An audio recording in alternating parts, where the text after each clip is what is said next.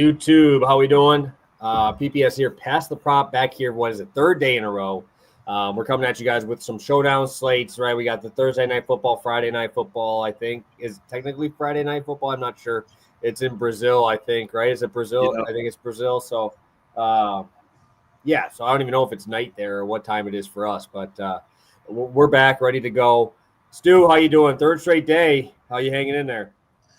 I'm doing good. I'm excited. I mean, I've been sitting at this desk for like a good majority of these last couple of days, so definitely got to get my cardio in. Got to remember that next weekend because holy shit, like it's just I've been all in on football, and I'm excited. I'm ready to go. There's a lot of good stuff coming. I feel like I'm getting flashbacks for last year too. Like I'm remembering like, oh, I remember watching the Packers in the Brazil. I believe it was Packers Eagles, right, in the Brazil one last year. I remember I was playing pool, getting my ass beat watching that game. So I'm just ready. I'm ready for football to be back. We're finally here. We waited all off season. We got a game on tonight, not preseason, not any of that bullshit. We've got a real football game, and I'm excited to talk about it. Yeah, no, I remember exactly where I was for that game as well. I had a rehearsal dinner, and my buddy is one of the biggest Packer fans out there. So his rehearsal dinner after was like at a bar, and I'm like, "Fuck yeah, dude!" And it's at a bar. Wow. It had like a back room and shit, so it was nice. They did it pretty well. They had a lot of special drinks there because it was opening night. They had all like the deals already on beer for a Packer game because every bar around here will give you like crazy deals on beer during Packer games. And then on top of that, they had the deals for us having like a 40-person group with us. So we were just ripping. And luckily it was, we're in enough of these parties and you're in enough of these like bachelor parties or rehearsal dinners. If you're in the wedding, this is like one of the few ones that I was in that my wife wasn't in. So she's like, all right, I'm driving, I'm like, hell yeah, dude. And then at the end, obviously, when the Packers end up losing, you take another drink, and then you got to get ready. You go back, and it's like, get yourself up at a tea time at 8 a.m. I'm fucking hung, and we're just like, all right, let's go again, So it was nice to forget about the Packers loss last year. And I'm hoping, and this is something too, I think we'll talk about here. I'm really hoping the field is better. I know the Packers love.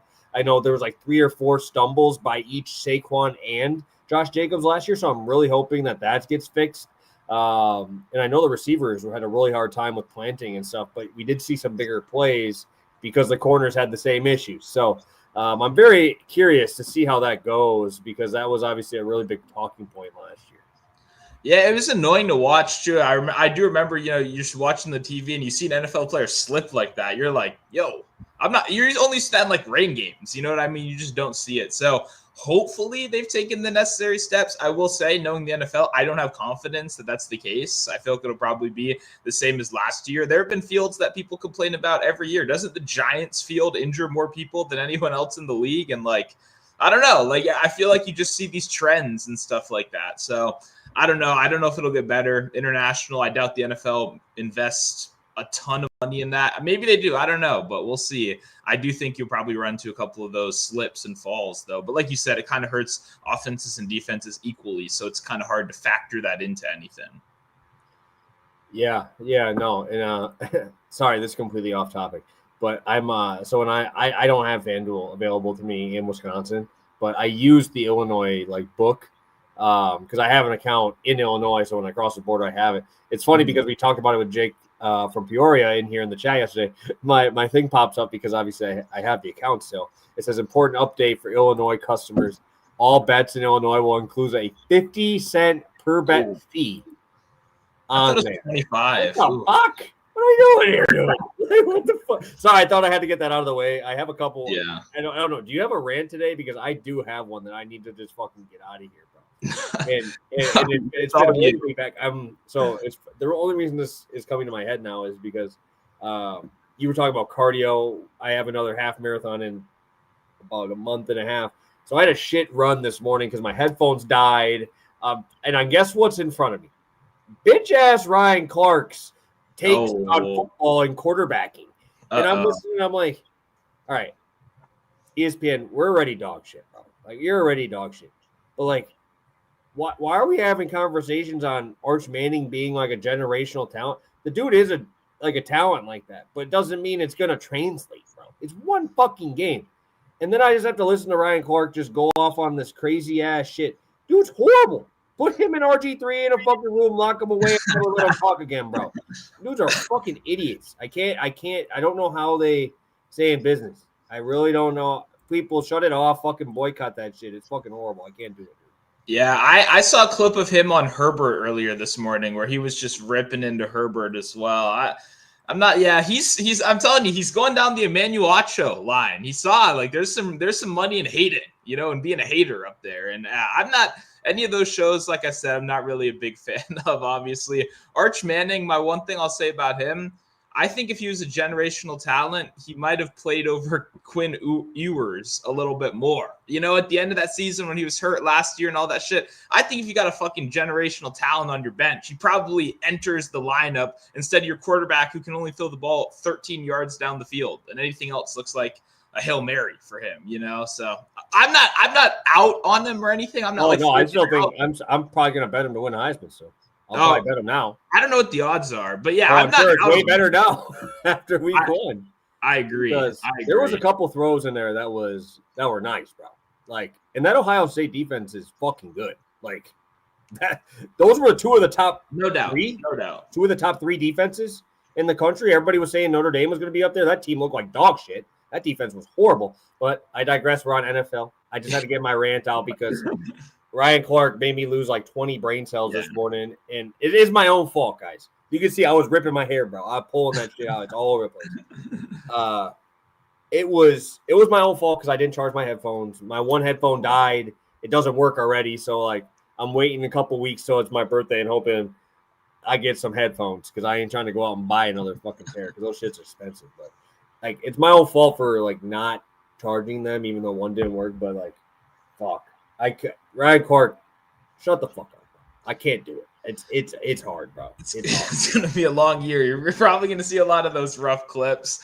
And I will say, we were talking bad news. We were talking rants. Then Miles comes in here with some of the worst news of all, which is the fucking red zone bomb they dropped on us yesterday. That obviously we're going to have ads during red zone. The one thing I will say about this is I just hope next year they launch a paid version of Red Zone where they take away the ads. Because guess what? I'm not paying for this shit anyway. I'm over on fucking Buff Streams anyway. I know they got rid of Stream East. Rest in peace. Ever since LeBron got on Stream East, it was over. Ever since they caught fucking LeBron James on Stream East, it was over. Your cover's blown at that point. You know what I mean? But hey, I digress. I'm still, sticking with Red Zone. The ads are annoying, but I want that paid feature because I'm not paying for it anyway. So that's what they're going to do next year. It's clearly what they're going to do. They're going to put in ads. Everyone's going to get mad at them. They're going to go, okay, well here, pay 10 more bucks a month, pay 20 more bucks a month and no more ads, and people will do it. So I'm just going to, stick on Buff Streams and I'll stream the ad-free version next year. But, that's just me. That's my take. Yeah, it's horrible, bro. ESPN ruins everything, dude. They do. They ruin everything. They're the worst book. They're the worst everything, dude. They're terrible. So it is what it is. Let's get to some football. We don't have much to talk about from recapping, obviously, because our long shots and our futures bets, we have 4 months to wait there. So if you want those, make sure you go pop over to the show yesterday.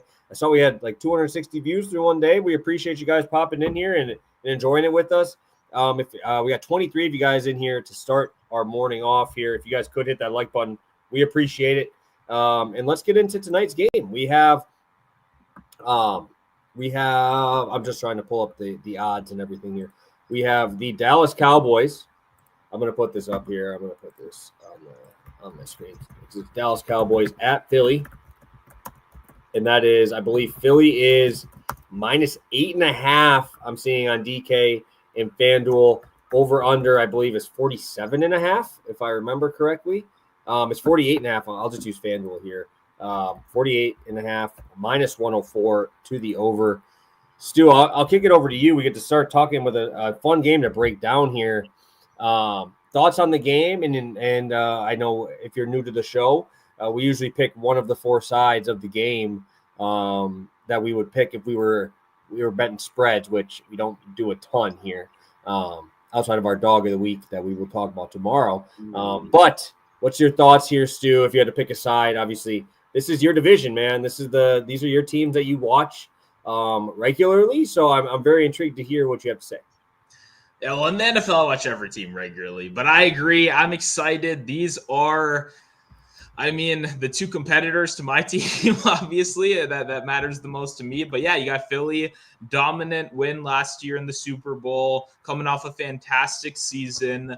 They lost a couple guys in the offseason. That's naturally going to happen when you have such a stacked team. They obviously lost Sweat. They lost Milton to the Cardinals. And I forgot what the Patriots. I forget where he went. But either way, two big blows. But still have Carter, who is kind of forcing all those double teams, creating all that havoc down low.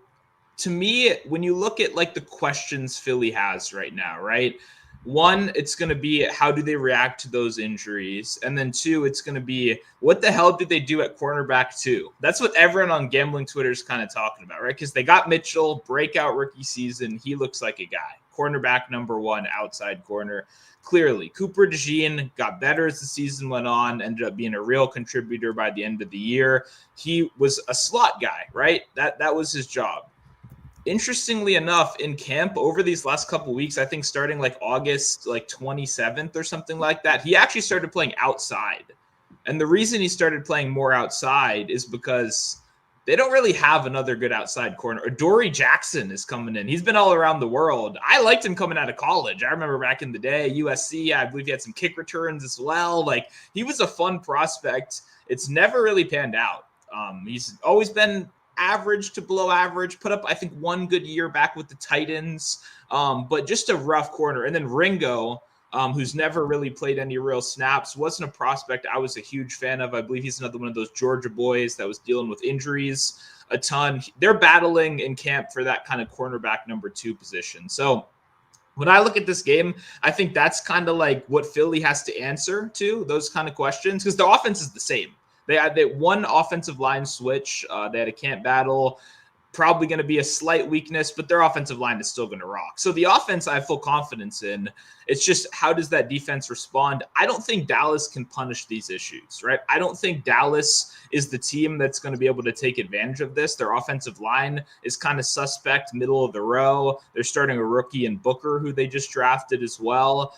Like, I don't think Dallas is in a position to take advantage of Philly's weaknesses. So the spread's kind of ballooned. Obviously, the Parsons trade, I believe, brought it from 6.5 up to now 8.5. I do have a little bit of their money line from earlier in the week. It's a little bit harder at minus 400 instead of minus 300, for parlay's sake. I had it with some like UFC stuff. So I like Philly. I think Philly wins this game. Do I think Philly dominates this game is kind of the question, because at 8.5, you're betting a team to dominate. My concern, they got off to a slow start last year. They have a new offensive coordinator, and they didn't play anyone in preseason. And when you don't play anyone in preseason, to me, that's a concern, especially for week one, because how are we going to rely on these guys to come out the gates firing? So I don't know if their offense will look as crisp as it maybe should be, as we know it can be, as it will be in midseason and late season form. But to start the year, I do have some concerns that they might not be, 100%. And, if that's all it is, then I think Philly's the side here. I don't have much confidence in Dallas post Parsons. It's just not a team I really want to bet on. I don't think they're particularly talented outside of their offensive skill position players. And what does Philly and Fangio do better than any other team in the league over these last couple of years? They eliminate explosive plays. They were the DVOA number one defense last year, top 5 against explosive plays, 20-yard passes or more. Like they make you beat them. They make you earn it. And I just don't see the Cowboys being able to do that. I think Philly dominates time of possession. I think they win the game. If I had to, we always do it gun to head, side total, one of those. I would take the under. That would be my angle. I know it's maybe not the sexiest in the world. I think Philly probably dominates time of possession without any semblance of a defense. I just don't know how Dallas keeps Philly off the field. You know what I mean? I think it's just Saquon, maybe a little bit of Shipley at the end. But yeah, I think it's going to be a Saquon show. I think Philly takes care of business. Not sure if they can cover, but I think they win pretty comfortably. And yeah, I would have to lean the under if there was any side. Yeah, no, I don't mind the under. I don't think I can ever bet an under in a Cowboys game. I just don't think that that's possible for me. I just don't think I could do it. I think if I had to, I would probably just take Philly if I'm going to take anything. But yeah, I mean, it's emotional first game, right? You're back at home. I'm sure it's going to be crazy there. My opinion here is, like I said, probably leaning towards the Philly side. I also think that second half, I mean, I think that Cowboys, they might have the ball a little bit more than we think, just because I think they're going to sell out to stop the run, and we could see those big plays happen, right? I think that second half is that time where we could see those big plays happen there. I guess I can just talk about my best bet here because it's in this game. I bet this last night, and sorry, I have a group chat with somebody who's going crazy right now. I don't know why it's going crazy, but I just got those. You ever get those where you just like you mute the conversation and then all of a sudden you get a notification because someone mentions you in it, and I'm like, oh motherfucker, man! I'm just like I have it on silent, and then I'm like, how am I getting a notification? And it's because I got mentioned, so I'm like, something's up. I don't know. It's probably betting related and or something going on with this weekend with the Packer game. But sorry, that's why I'm getting rattled over here because I probably am just getting roasted, which is fine. But I got this last night on DraftKings at minus 113. I posted this on Action. If you want to grab it now, I think it's minus 124 on FanDuel. If you want to try to build it other places, those are the only two places I build stuff, just because obviously most of you guys have the availability on those. And yeah, I'm going to buy down Dak, and I'm going to get those Ferguson 3 catches because Ferguson has been my guy. He's a Badger. You can see I still got it up here. You know that football ain't going to be that good this year, in my opinion. Badger football probably going downhill this year. But I got to roll with Ferguson here. Even in these games that he had, who was it, Cooper Rush throwing him the damn ball, he still gets his 3 catches. 3 catches is damn near a floor for him here. He had 3 games where he missed it. One of them was him coming back from that injury against Washington in that last game. We saw Shoemaker getting a little bit more action in those ones. But 41-7, they got blown out by the Eagles. Still had 3 catches, right? And that's from, I believe, Trey Lance for most of that game. Oh, nice. You go to their first game, they lose 34-6, the Cowboys do. Cooper Rush is throwing the ball. He still gets his catches. Right, this dude is the safety blanket underneath. I'm really hoping we get at least 1 2-minute drill where the game is relatively close, because we could see Jake Ferguson get that on one round there on those underneath routes, kind of getting those first downs moving. And if you're an Eagles guy, you got to assume that ball is going to CD, right? So you're going to have safety help over the top. Doesn't mean he's not going to get his. I love CD. Everybody on here knows I bet CD all the time, but I don't know. I feel like the Eagles are going to have something here for him, right? I feel like they're going to – and if he does have those, it's going to be 7 catches for 80 yards, something that – not an explosive game, but, those underneath routes. They did a really good job last year of limiting those explosive plays. And I think that's going to be where we're going to be on Ferguson here. Just underneath, you might see a little bit more 2 tight end just because Shoemaker did look pretty good last year. But Ferguson, obviously, much better receiving tight end than Shoemaker was. Yeah. I'm a Badger guy, so I'm going to take my guy, Jake Ferguson here. And then on the other side, Dak, I'm betting I think he's down 20 yards in this one. And it's kind of what I mentioned. I like the completions. I like the pass attempts. When you have a guy like Dak who, is going to throw the ball, like I said yesterday for my long shot for the futures, I can't imagine this dude under 40 attempts tonight. I really can't. How are we gonna move the ball otherwise? How are we gonna move the ball on the ground? I don't see a way that happens. I think after the first quarter, yes, it's gonna be sweaty for the first quarter. If you want a live bet after the first quarter, that'd be fine. Like I see the Cowboys trying to run the ball in those first 2 series, like, oh, we still really suck at this. And now we're down 10-0, and we just got punched in the mouth. These fans are going crazy. All right, well, let's put the ball in the hands of our best player. And I think it's just going to be Dak City after that first quarter. So I do assume they're going to try, new head coach, try to establish a run like every coach says they're going to do. Schottenheimer, I can't imagine, is going to be able to do it very well here. I know he is calling plays. I don't know why all these guys want to try to call plays and be the head coach of the Cowboys. I know McCarthy called this plays too for a little while, and it's like, oh, this kind of sucks because I get ripped on everything, and they brought in Kellen Moore, obviously. But I don't know. I think it's going to be an all Dak, and I'm going to not. Have you seen some of these lines on CD in this matchup? Like his lines are absurd, and I can't get myself to buy 7 catches down. Right, I just can't do it. So I think we get Ferguson at least 5 targets underneath. Like I said, one 2-minute drill. I think we get the catches. And I think Dak's gonna be slinging that ball the entire second half. So I'd rather do this than have to sweat out that -8.5 on the Eagles where we could see a little backdoor cover. I like having Dak. They're going to keep him in there as long as it's less than 24 points. Dak's going to be in there getting those numbers. So I need him for the futures bet, but I think this is a good spot, 225 buying it down.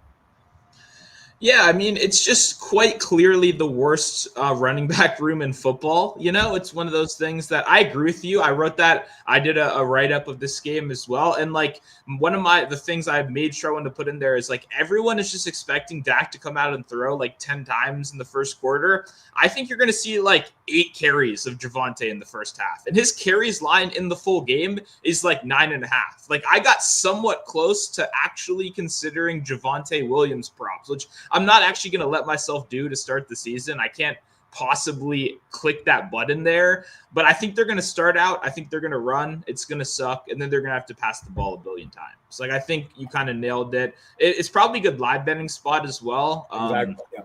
So I would consider looking at that because I was telling you before the show, like I was just one of those. I feel like they're going to go into half down like 17-3, 14-3. He only has like 45 yards. He's barely even been on the field. And then the second half is all just chucking the ball, cover, deep safety looks, just dink and dunk. And Ferguson's going to be a big part. 3 is like nothing. That's such an easy number. Pickens is obviously there. I like Pickens, but his whole thing is explosive plays. This is a team that they do everything to stop it. That is the whole basis of their defense. If you're betting Pickens, for me, it's longest reception or bust. Longest reception or bust.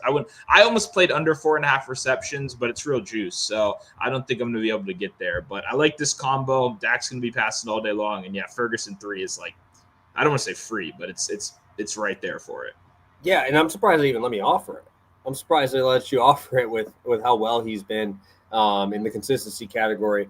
Yeah, Tyrone, I 100% agree. I think they will be one-dimensional. I haven't heard single-dimensional. That's interesting.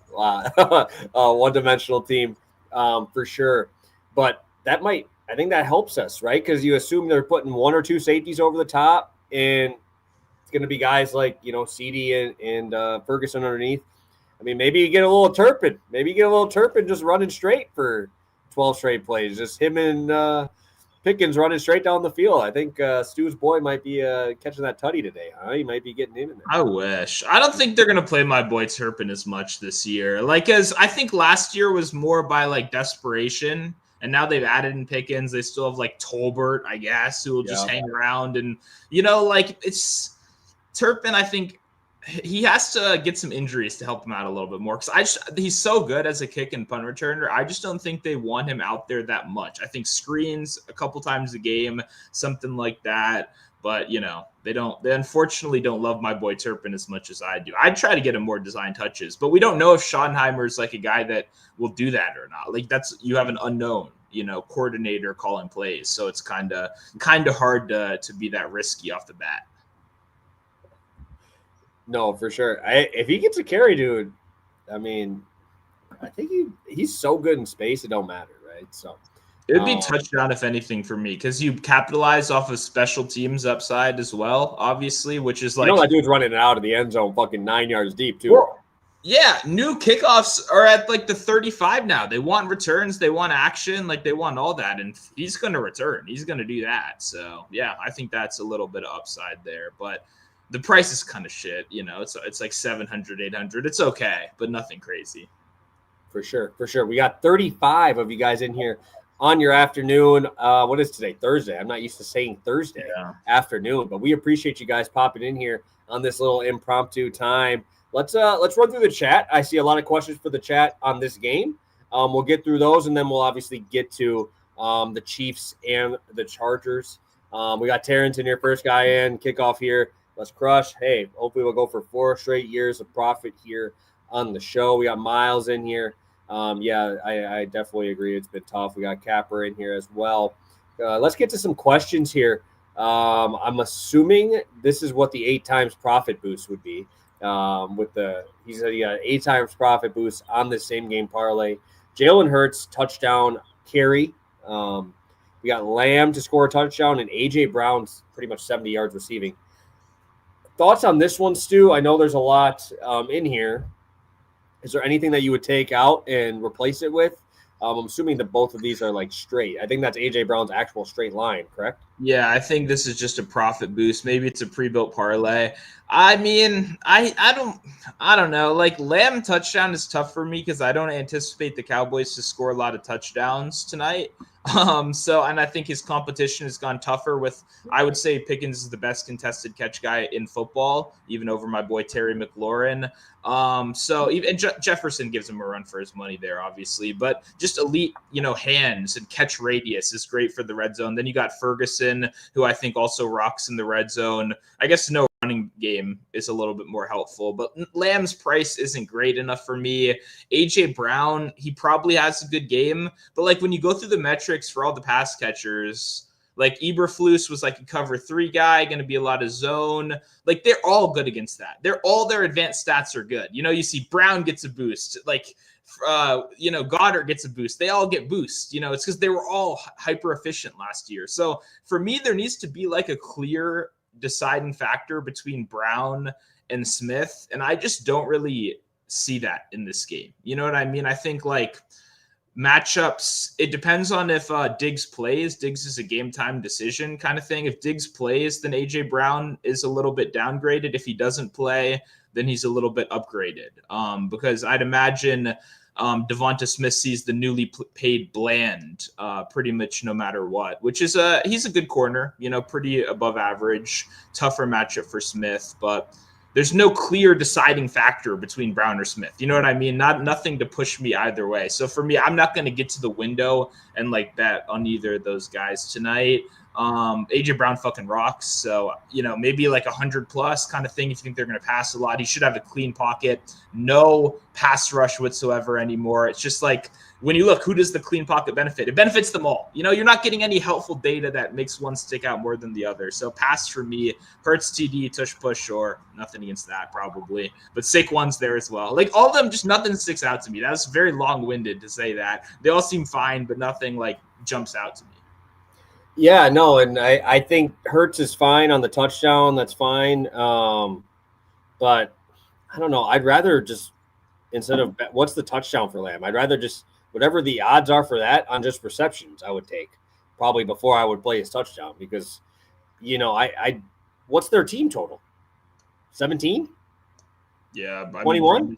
Yeah, 19, 20, something like that. Yeah, something like that. So it's like, shit, do I want to bet on there's 2 dudes probably scoring a touchdown? Obviously CD is a great option there, but like we have Dak.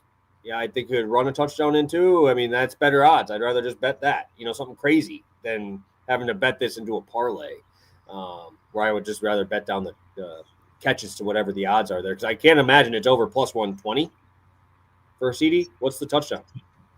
I don't know. I assume it's near even money. I can check real quick, but I actually haven't pulled up already. Okay, 140, 150. That's better than I thought it'd be. I'm not going to lie. I thought it was more like plus 100. That's solid, but to me, it's just like not enough. I don't hate it, but I'm almost with you. I'd almost rather play like yards or receptions. Yeah, no, for sure.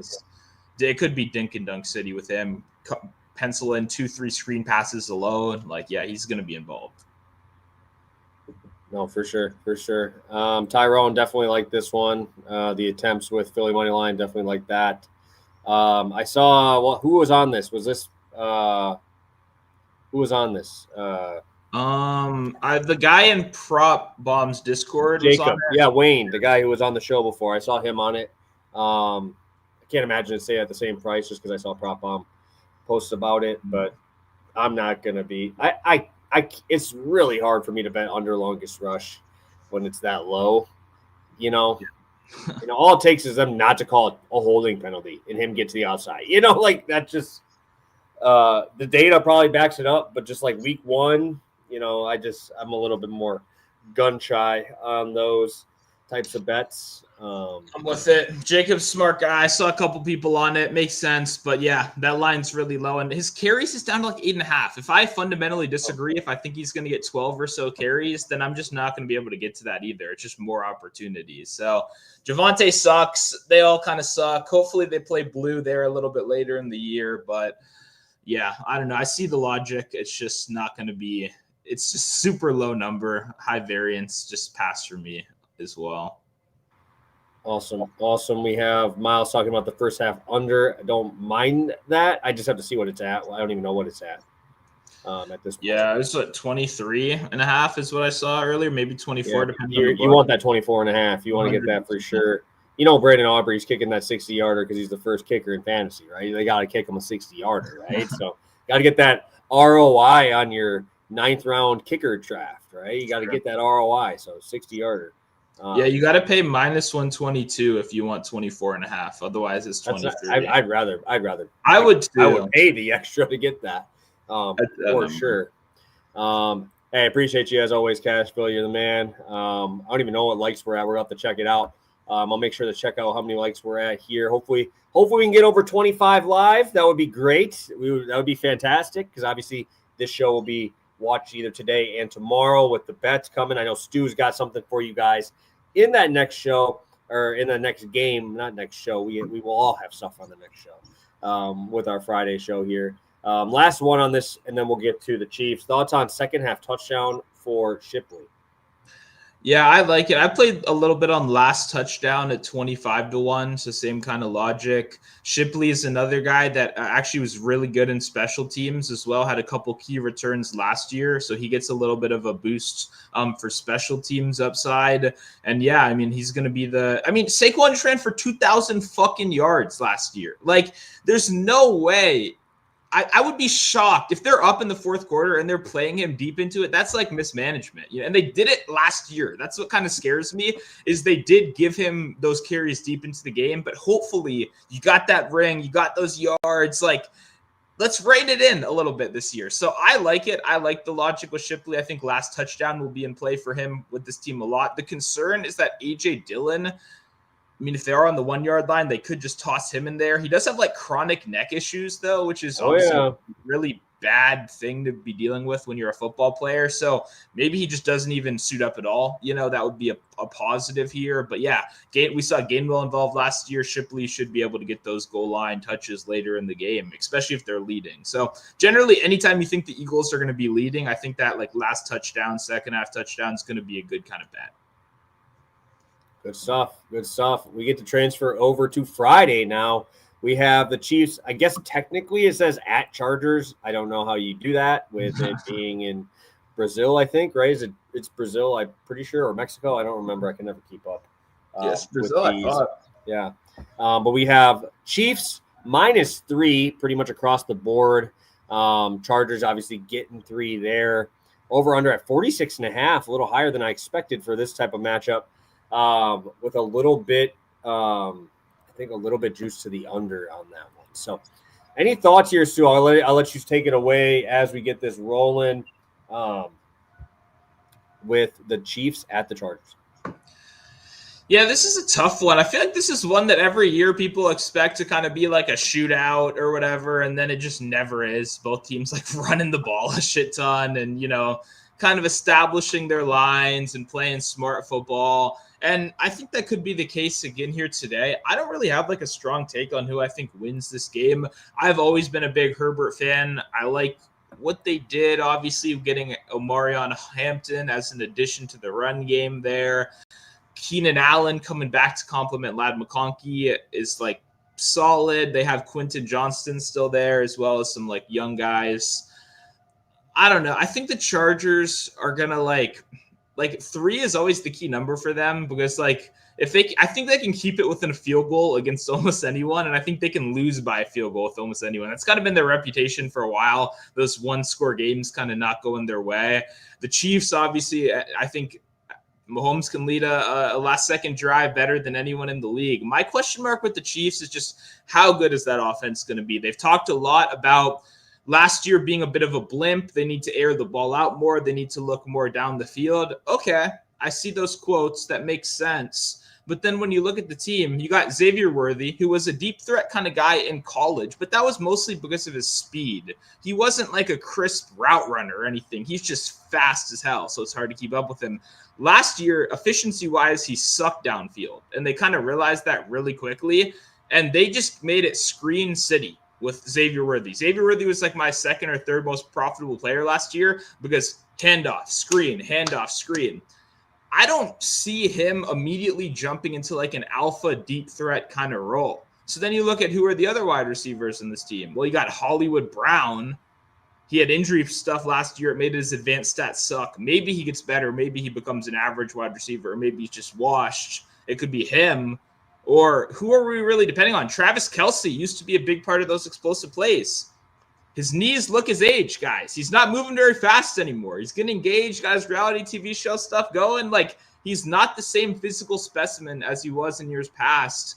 I don't know if, like, the Chiefs are going to be able to, like, beat up on people the way, like, people are responding to those quotes. Like, I don't see how Patrick Mahomes fucking rocks. So you just need a guy that can catch the ball on the other end of the pass. But, like, I don't know how consistently this team is going to be able to pass down the field, how they're going to be able to kind of follow that playbook. So I think games will stay close. I don't love the Chiefs as a favorite, but if I had to go anywhere, it would be probably Chiefs in this one. But yeah, it's not going to be a spread bet for me or a total, honestly. Yeah. I don't know. I think I have to lean the under, dude. I think I have to, just with, you know, the ability for Harbaugh to make these games fucking gross, and the Chiefs doing the same thing, right? I mean, they both can play that type of style. I don't think it's as big of an edge as like college football when you know that they're going to struggle that first half, right? It's a huge edge in that first week just to bet on unders. But I don't know. It's tough because I feel like everybody's kind of hyping up Hampton, right? We're getting all that love there. Keenan Allen, you just get more people looking at this Chargers team. But yeah, I do think I would lean with the under, maybe the first half under, just because I mentioned the field possibility. I think this is more of like a live thing. Like if we see everybody actually, you know, not falling over their own feet, I definitely would like to roll with the under there for sure. But I think that you're going to see this Chiefs team still do the same stuff. I know that there's stuff in the media, but I don't buy that shit, dude. I mean, I don't buy any of that stuff with the Chiefs. They've been doing the same shit for how many years now? And I still think it baffles me that the books are giving Mahomes that high of numbers for his passing yards and all that shit when we've seen it the last 3 years, dude. Right? They get up big in that third, fourth quarter. They just like start running the clock out and they shorten the game. And that's why they're so good. They hold so many things back, so when they get to the playoffs, they can use it. So I don't know. I think I'd rather roll with the under here. But you know, I'm a bet on Ladd at some point. I don't have a bet with him on the show here, but he's gonna get my money. And I saw Terrence bring him up. And any thoughts on this, Stu? Because you already know, dude. I bet Ladd almost every game, bro. This guy's a beast. I love him. I know you're a little bit more down on him with the Keenan Allen news and everything there, but I mean, who else is there to throw to? Palmer was the guy last year that kind of ate into those deep threat throws. We see Ladd in more of that 15 to 20 range and be more of a yardage guy versus the receptions guy, right? I mean, there's a lot of different options. Any thoughts on Terrence's question here before we get into your I know you have a long shot for this game. Yeah, I mean, what you kind of said there at the end is like receptions was always the go-to, but it's because not only was he like good downfield, but he's so smooth in that short and intermediate range, right? Well, you got a guy in Keenan Allen who that's his whole thing. He's not the same athlete he was anymore. It's going to be all route running, which he's great at. Like Keenan Allen's going to be, it feels like that short yardage kind of dump down option, right? So, you know, that's going to cut into Ladd's usage, I think. And for me, I still love Ladd. I bet on him a ton last year as well. Huge fan of the talent. But yeah, when we were drafting the other day, it's like I think his overall ceiling is a little bit more capped there. Even though Keenan Allen's old, I don't think you have to worry about him to any like serious degree. But yeah, I think Ladd's good. He probably runs into some McDuffie here. The Colts cornerback room, or not Colts, what do you call it? The Chiefs cornerback room has Watson coming back, which should be big. although he was still dealing with some stuff in camp as well. So that could be a little bit concerning. If Ladd's outside more, I think that's probably good for him because I think he avoids McDuffie, which would be his toughest matchup. Even though Watson was good, I think McDuffie size-wise kind of makes a lot of sense there. So I would lean over on like yards more than I would receptions probably. But if I did get there, it'd probably be some kind of like buying it down to like 60 or 50 even, So I don't know. I like Ladd a lot. I think this game's going to be slower, like you kind of pointed out. And I think they have a solid matchup for him on the other side. It just how much do we think they run is kind of the question because I don't even really know the answer to that. I would assume Hampton runs a decent amount. I don't know how healthy Najee is. They have him priced in the low 20s. It looks like he is going to play. But yeah, it'll be a sin watch for me, I think, for Ladd. But I'm excited to see. He's a good player. And if he's more downfield, I think longest reception could then be a good angle going forward because he can get open. And if Keenan kind of dominates that short yardage, that would be the next logical step for him. Yeah, I've seen him make some good yards after the catch movements as well. He's very good at that. I remember what game it was. It was like week 15, 16. I was at the sports book and I watched him just come across the middle. I think it was against Houston. And he made like 2 or 3 like 30-yard catches, and it was like an 8-yard route. And he just made one guy miss, and obviously got caught. He wasn't that fast. He got caught from behind by a safety, but still 30-yard catch, right? Adding to those, it only takes a couple of those when we're buying down numbers there. Let's get to a couple questions, and then I'll get to Stu's long shot here today.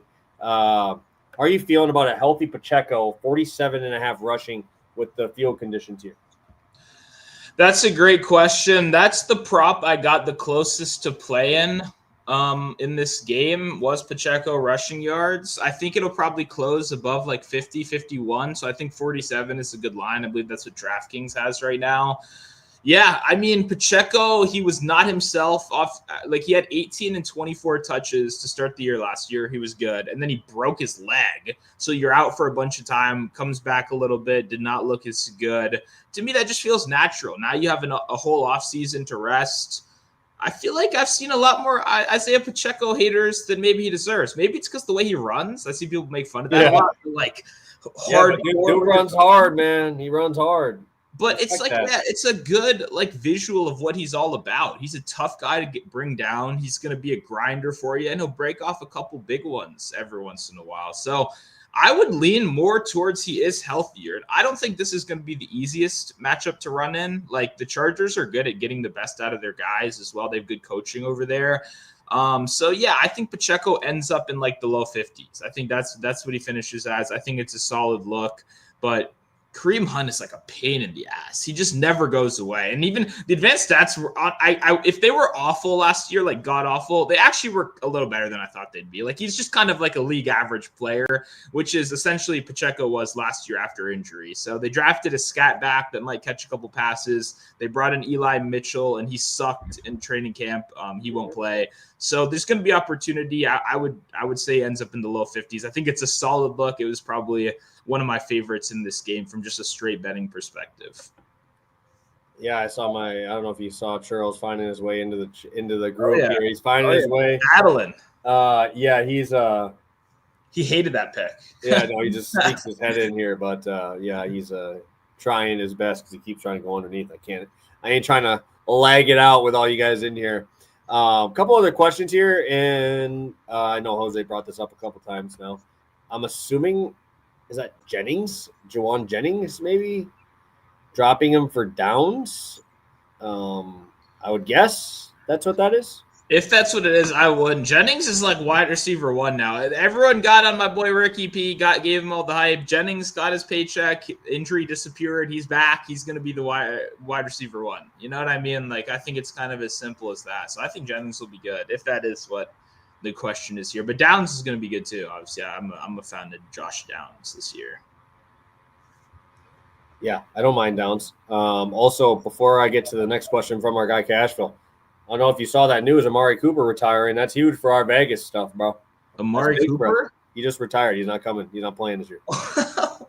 Why? Hey, because he knows we're about to win $2 million on the show, bro. We drafted pretty much every other Vegas receiver, bro. Bowers. We have how many other guys from Vegas do we have on there? I don't know if you saw that. Did we take Cooper or did we not take him? No, we didn't take him. No, I don't think we Okay. did. I don't think so. I'll have to check, but Well, I know hell yeah. I think That's we pretty random. much drafted every single other person. Oh, we did draft Cooper. I was gonna say, I think we did. Well, we have since he retired. Now we have Gino, Bowers, and I think there's one other, Jacoby Myers, dude. So that three man is gonna be nice. I think that's gonna be a little wild. That is something I've never had happen to me in 4 years of best ball. Having a guy retire day before open or the day of opening day, and he was actually drafted to our lineup. Why even sign the contract? Though he signed like a week ago. It's not like he's had a whole, off season. That's kind of crazy. But yeah, I guess good for him. I don't know. Good for him. I guess my question here is this has to be a play that I would play like later in the year. Because how do you not know? Like Najee's not bad at receiving. Could Najee just be the receiving guy, and then you're kind of screwed? Yeah. I know Amarion Hampton's younger. He was really good in college. I bet on him a lot. You guys know this if you follow the channel. I bet on Amarion Hampton a ton, a lot of rushing, receiving. But, man, dude, I mean, how do we know it's not a 50-50 time split? And, I could see that from Harbaugh right away. That might be later in the year. I could too. If he had a full camp, I would be with you 100%. But he just got back to practice like yesterday. And I think one of the most underrated things is like camp, like relationships, chemistry, getting in that flow. Najee Harris has none of that. So I would not be betting on him week one. I would if he had a full camp, because I agree with your logic there of like Harbaugh and being annoying about it and the rookie having to earn his way in. But yeah, I think Hampton will play a heavy workload. My thing is this was 1.5 minus 145 on DraftKings like an hour ago when I was looking at it. Every reception matters so much more. I would rather play the juice with 1.5 because I think we'll have a couple opportunities. My thing though, Herbert hasn't looked to check down in the post-Eckler era. And I know they haven't had great options, but my thing is like Hampton isn't Austin Eckler. He's receiving. No, Austin Eckler's another level, bro. Yeah, his receiving game usage in college was good. I bet on it a ton, but it was basic. He's not one of these scat backs. He's a big power running back that's going to try to run you over, not run around you. So for me, 1.5 is better. 2.5, I'm not as interested in, but KC will blitz. Like you said, run D is good. The logic is good. But it's just the first game for a rookie. It's an uncertain situation. You don't know what any of the backfield is going to look like. I'd almost rather Herbert rush yards. That's kind of what I've been thinking about a little bit more, because instead of the dump down, he's been scrambling a little bit more. And he had a high ankle sprain last year, which kills your rushing. He still did pretty good rushing through it, and his line is the same as it was last year when he was playing through the ankle sprain. So maybe Herbert rushing is something I need to watch the film for last year again and take a second look at, because that's probably where I'd rather go, kind of taking advantage of the same angle you're talking about. Yeah, and usually I like doing these just because I feel like it's happened more often these last couple of years, just taking a rookie to score a touchdown because they try to force feed him on the goal line and just get him his first touchdown right away and kind of get that off the back. I feel like that'd be something I would bet for Hampton. I don't know if I can do a volume-based bet for him, just because Harbaugh is one of those old guys, right? He's going to kick the field goals if it's 4th and 3, right? He is one of those guys, right? A little bit more old school. So I could see that happening. I almost would rather take the touchdown than that, just because rookie and pretty well high regard rookie. But yeah, and the thing is with him in college, he was just that much better than everybody else on the field, right? He was just better than all their other skill spots. Obviously, Drake May was there. I think that, the last year when May was gone, Hampton was still there. He was just significantly better than every other offensive option. He's just like Desmond Reed for Pittsburgh, right? You pretty much just want the ball in his hands as many times as humanly possible. And when you're losing, you're throwing the ball and you just give him the ball and just give him the ball in space. So doesn't mean he's like the best route runner. I have no idea, because he really didn't need to do that. They just designed plays for him just to scoot out of the backfield and make something happen. So I do like that you brought that up as well. Okay, we got one more question here, and then we'll get to yours, Stu. Quentin Johnson under 23.5 receiving yards. The only way I think this loses if he gets a 25-yard bomb if he catches. Would you feel like that would be almost like, what's his receptions line at? Would you feel like that would be something that you'd rather go to with two really good reception receivers, possession receivers in Ladd and Keenan Allen? Maybe the volume isn't there, but that would suck, right? You have it, last drive of the game, 2-minute drill, you force one down the field, you make something happen, right? Because that's really what it comes down to now. Interesting. Okay, receptions, it's juiced on a lot of books, but you can get 2.5 under -130 on Bet365. I take that over the under receiving. I agree, because I feel the same way as you. Is like the potential is downfield 100%. Even breaking a screen off, something like that. Like, I'm with it. I think he'll get a design touch probably, which is a little annoying. Like, he will probably get a screen or something like that. But yeah, overall, I like that under 100%. A lot of competition. Even that rookie 5th rounder, Smith, could get in there as a deep threat. Yeah, they got plenty of options. So I agree. I like the under on that. Yeah, I think I'd lean more of that than the yards just because he is that good in space.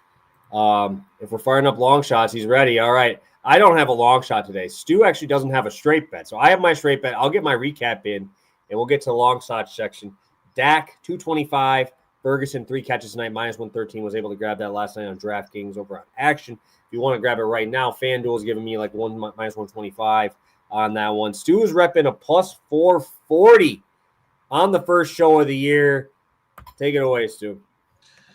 Sounds good. I'm doing what I do best, guys. We're betting on backup tight ends here. It's NFL. Could not be the first show without me betting on a backup tight end. Unfortunately, a lot of the guys I want to bet on this week, the prices are fucking awful on them. Like Charlie Kohler for the Baltimore, only +600. Austin Hooper, only +600. Like, a lot of these backups I wanted to take, they kind of caught up on. Noah Gray, for me, I would have him in like the 250 to 300 range. If you have Hard Rock Sportsbook, at least before we went live, Hard Rock had +550 for this, which was clearly the best in market. So if you do have Hard Rock, I'd play that over there.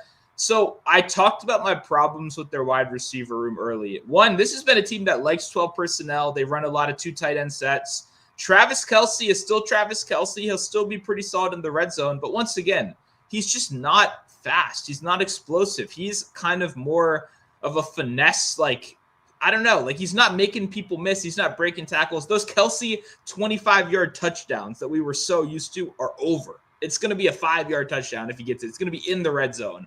So for me, when I look at it overall, right, when I look at who I think can step up with Rashee Rice being out, because that's the X factor, and they don't have their X factor for 6 weeks. So they got a guy like Xavier Worthy, who's going to be a great short yardage guy. He might get a rush or two. He'll be involved. I'm a big Xavier Worthy fan, don't get me wrong. But once again, this fall off from Xavier Worthy is fucking Hollywood Brown off of an injury-riddled bad season.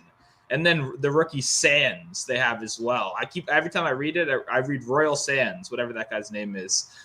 So it's like, there's opportunity. We know they're going to play 2 tight end sets. We know Noah Gray is already involved anyway. Noah Gray isn't like a traditional backup tight end. Noah Gray is fucking out there. He's in every week. He's lined every week. He is a part of this offense. He's going to be part of the red zone. And then lastly, what do we know Andy Reid likes to do more than anything in the red zone? Dumb shit. He likes doing dumb shit, whether it's hand the ball off to Travis Kelce, whether it's trick play, end around, blah, blah, blah. And to me, when you see all that, it always gives you variance. It gives you extra opportunity. We've seen Gray in those packages. I think he will continue to be. I just see a lot of red zone upside. I like Noah Gray in general. If his prop was like 15 yards, I would have taken it. It's at like 19 now. So not only are you depending on 2 catches, you're depending on like 3 catches pretty much. I don't know if I can fully get there. But one of these tight ends, maybe it's the ghost corpse of Travis Kelce, one of them pops off in this game. Kelce's only at 46 yards too. I think it makes sense for one of those guys to have really good games. I just think the pricing on Gray is very good, especially in the red zone. So we're taking the anytime touchdown, and we're rolling with my boy Noah Gray. I think anything better than like +300, you're good to go. I think that's like, I'd have it a little bit lower than that if I priced it. So hoping they get in the end zone. If this is an over kind of game, it would be awesome. Would love it for Noah Gray here. No, for sure. Absolutely. Yeah, he does play a lot too. Like it's not like it's like a big issue. I could see one of those little shovel passes to him. He's a good blocker too, so he's out there a lot in all those other sets as well. And if we're talking about Pacheco getting more rushes, I mean, he's going to be out there even more. And obviously Mahomes being the way he is, he's able to dissect those defenses better than pretty much everybody. So good look there. I will have a long shot tomorrow for Sunday, but I do not have a long shot for today's slate for today or tonight. I believe I talked about the under in that game. I think might be more of like a first half under if you get the 24.5 that we talked about.